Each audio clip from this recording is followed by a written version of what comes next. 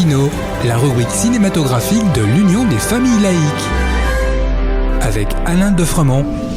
Bonjour, vous êtes à l'écoute de Laïkino avec Frédéric, votre serviteur, pour la chronique cinématographique de l'UFAL. Bonjour Alain. Bonjour Frédéric, bonjour à tous. Aujourd'hui, place à 3 comédies françaises originales. Oui, parmi les nombreuses comédies françaises, j'aimerais vous en conseiller 3. Pour ma part, n'étant pas très friand de ce genre de cinéma, non par snobisme, parce qu'il en sort 2 ou 3 par semaine, pas toujours réussi, Coupé de Michel Hazanavicius, Yannick de Quentin Dupieux et La lutte des classes de Michel Leclerc, dans des styles très différents, m'ont bien amusé. Michel Hazanavicius est le réalisateur des célèbres OSS 117, avec Jean Dujardin, qui sont de bien bonnes comédies parodiques. Et c'est lui qui a reçu l'Oscar du meilleur film en 2011 pour The Artist. Avec Coupé, il nous offre un film ovni, à tel point que lorsque je l'ai vu en salle, au bout de 20 minutes, je me suis tourné vers ma voisine qui semblait comme moi vouloir quitter la salle. C'est en effet irracontable, mais je vais vous en dire quelques mots.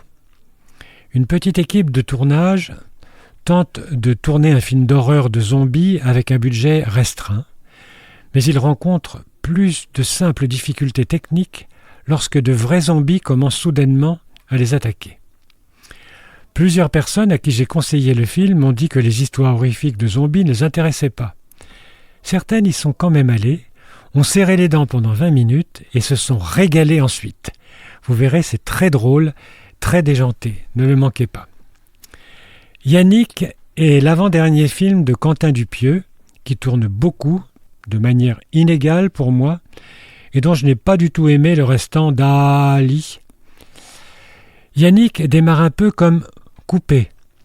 On se demande ce que cette pièce de théâtre qu'il nous montre, qui est creuse, sans intérêt, qu'est-ce qu'elle fait là, cette pièce de théâtre, jusqu'à ce qu'un spectateur, le Yannick du titre, se lève dans la salle et vitupère les comédiens.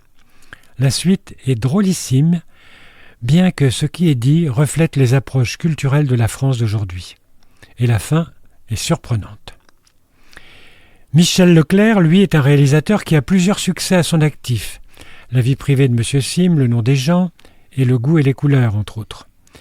C'est un scénariste et réalisateur attachant qui porte sur ses personnages un regard bienveillant.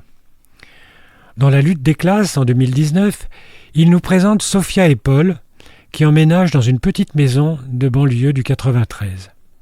Elle, brillante avocate d'origine maghrébine, a grandi dans une cité proche. Lui, batteur punk rock et anarchiste, cultive un manque d'ambition qui force le respect.